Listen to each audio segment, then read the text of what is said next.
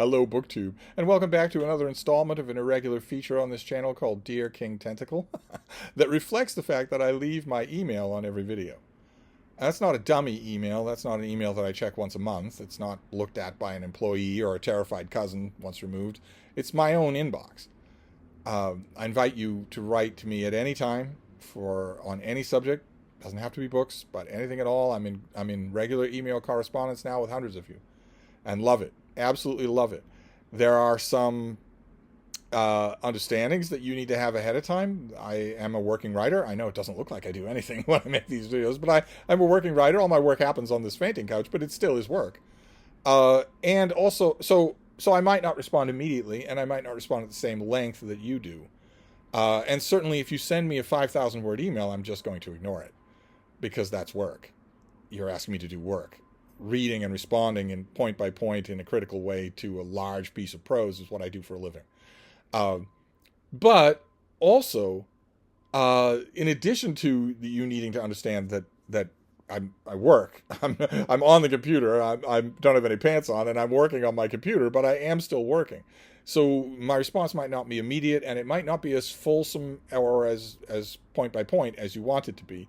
And the other thing for you to keep in mind is that I really hate being used as fact boy. I really hate being used as the vending machine in the hallway where you just put in a coin and ask some question that you could find the answer to yourself in 5 seconds. And I guess that I've made these warnings often enough so that I have conditioned or winnowed out the offenders, because I virtually never get any emails that break either one of those conditions. Everybody understands. You understand, and as a result, we get good email correspondence back and forth, which is great. I'm not saying that the email has to be breezy and shallow. There are plenty of people I email about serious subjects back and forth every day almost. It's just you have to, I'll do what I can, but you have to be a little bit understanding of that. And people do. People get that. So I get tons of emails every day, and I really, really appreciate that. It adds a living element to making BookTube videos, right? Because when I make a BookTube video, I rapidly forget that I'm talking to a camera. I fall immediately into just talking to you. But nevertheless, I am just talking to a camera. You aren't here in the room with me. I'm much that I wish you were. You're not here in the room with me. So I can't just bring up any subject. I can't be typing away on some piece of deadline work and then have a thought come to my mind, look over and say, hey, what about this? I can if one of you is staying here. I did that innumerable times when David Murphy was here. I do that when all my friends are here. But I can't do that now. You're not actually here. So the fact that you can email me and respond at whatever length you want or however to something that I say on a video is wonderful. It completes the circuit. It makes this feel like a living, organic thing. And I gave you cause to respond yesterday. I was incredibly flustered yesterday. I am still today. By the last decision that the Supreme Court made before it beat a path out of town, before it fled out of town. It ruled that U.S. presidents, well, we covered it yesterday. It's all over the news. It ruled on the question of a thing called presidential immunity, which doesn't exist. They made it up. They, in fact, made up 3 kinds of presidential immunity in their ruling. It's all fiction. None of it's in law. None of it's in the Constitution. The lower appeals court settled this. They just slammed it into the ground with a gigantic hammer. All this is fiction. They made up law in order to protect a felon, in order to protect Donald Trump. They exist to protect and empower Donald Trump. And they did. They ruled that a president cannot be prosecuted for things they do when they're president, if they feel like that thing they're doing is in connection with them being president. And it is just if they feel that way. It's so vague that there isn't a single human being who is egotistical enough to get to the Oval Office who isn't going to misuse this ruling until it is somehow overruled, or until the United States government, the co-equal branch, the legislative branch, passes a law that says, regardless of what the Supreme Court says, this isn't true. You can't shoot somebody in the Oval Office. If you do, you're going to be arrested by the marshals in the Oval Office. You're not going to just go about your day. You're going to be arrested for murder if you do that. Right now, the plain text reading of the Supreme Court's ruling from this week says that a sitting U.S. president, if he decides that the person across the Oval Office from him is a danger to his presidency, can murder them, can pull a gun out of the desk drawer and shoot them. and they're not criminally liable. You can't bring them to trial. You can't accuse them of criminal means. That's a travesty. That's why the lower court nailed this down, because it's just an obvious absurdity, and yet it is right now the law of the land.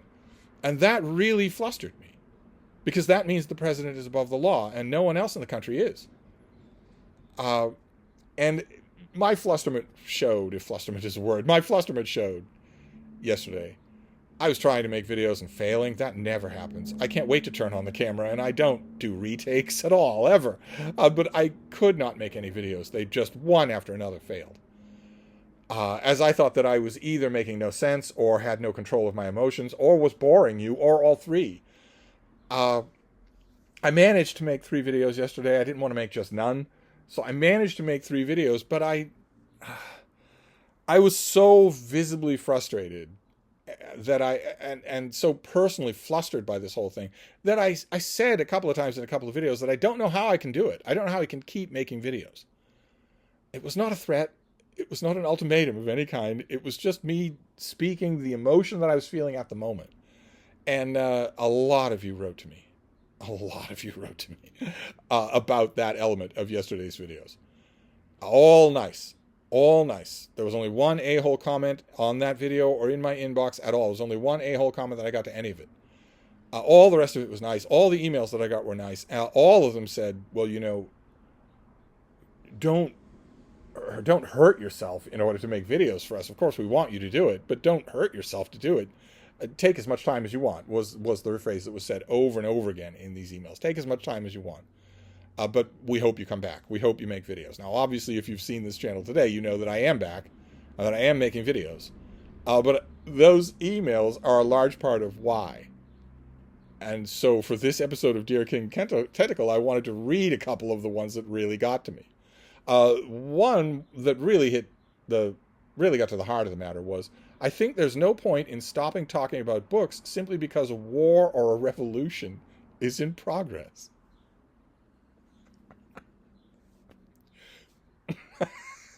A non-reader would zero in on the word simply in that sentence and say, what do you mean simply? But readers, well, is there any reader that isn't going to nod at that? Probably a lot of you were discombobulated enough by this Supreme Court news when it came down that it threw you off your reading game, but I bet your reading game is back by now. Mine is. So that line was fantastic. And then another email was, I know you're feeling down about the U.S. news this week, but my family and I hope you don't stop making videos. We watch you every day, and when we go to the bookstore, we call out to each other, what did Steve think of this? There was a long digression right after that about how they get what Steve thinks of this, not just from this channel, but also from CPL Radio's Books of the Week, the other YouTube channel where I talk about a lot of new releases. I'm sure the staff wonders who this Steve guy is. That email epitomized a whole bunch of emails that I got from people, a whole bunch of emails of the type that I've been getting for years on this channel. It is the most humbling, most heartwarming thing about doing this, is the number of emails I've got, the number of pictures I've been sent, of people saying this exact same thing, that we all watch you. Everybody on my dorm floor, we watch your videos together. We talk about them together. We love the fact, in our family, in our dorm floor, there's a senior center that shows my videos, at least one that I know of. There's a school room. I think it's high school sophomores. So many of these people over the years have said, we love the fact that we can watch your videos. We love the fact that we can disagree with you and still stay friends with you, that you don't mind if we disagree with you. And we love the fact that if we want to, in fact, one person a couple of years ago said, if we get up the courage, I swear it doesn't take courage. I'm not even wearing pants. Or maybe that's the thing that takes courage. One group said a couple of years ago, if we get up the courage, we can even ask you about these things directly. We don't have anybody else on YouTube that we can do that with. So over the years, I have seen that. I have read that. I've got pictures of the whole family around their TV with the dogs on the floor. And the picture that I described, I think the last King Tentacle, where somebody sent a picture of the whole family in front of a giant plasma screen TV with a cat video playing. That message also helped a lot. I got messages like this, always prefaced by saying, look, we're not being entitled. We're not asking you to do anything you don't want to do. If these things are taking it out of you, then take time and heal. Take time and get used to this new reality in your country. This change in the law, where one person is above the law, where one person can kill or order to be killed any other person and not be criminally liable. That's stunning. That really is upsetting. And almost every email that I got said, I recognize that.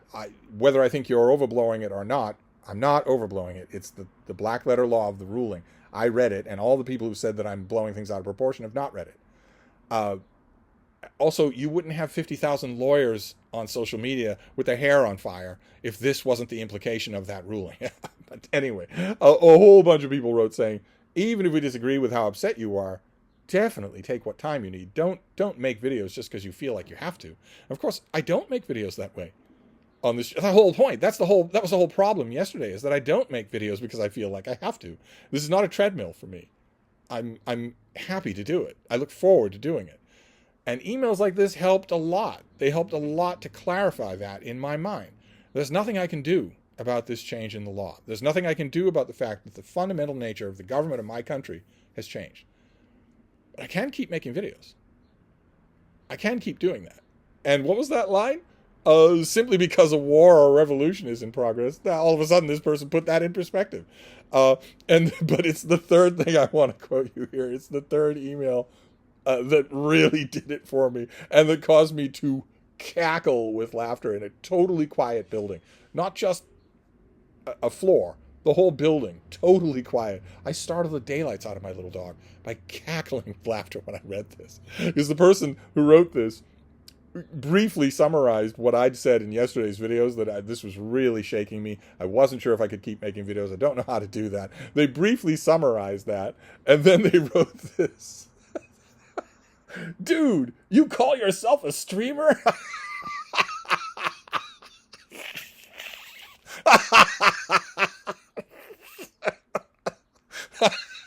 I am duly shamed. It's a little bit of an inside joke. If you don't know what streaming is, you're not gonna get that. But I cackled with laughter. So okay, message received. just because a revolution or a war is in progress, there's no reason not to stop nerding out about books. Dude, you call yourself a streamer? That means I have got to start doing live streams again. I have got to. If only out of tribute to the person who sent that message. So all of you sent emails, especially these three people. Thank you. Thank you very much for sort of giving me a moonstruck slap on the face and saying, snap out of it. I am back. There's nothing I can do about the things that I talked about yesterday. But I do still get books. I still go out and get books. There's still plenty of books to talk about. Plenty of bookish things to talk about. Plenty of tags to do wrong. Plenty of BookTube events to poorly co-host. so just want to let you know that the message was received, and thank you. Good God, BookTube. Thank you. Thank you so much. So I'm going to wrap this up, but I will be back. Not tomorrow. 4th of July, I will probably not make videos, but it won't be because I'm in existential despair. But I'll be maybe tomorrow and certainly after that. So I'll wrap this up for now, and I'll see you soon. Thank you, BookTube.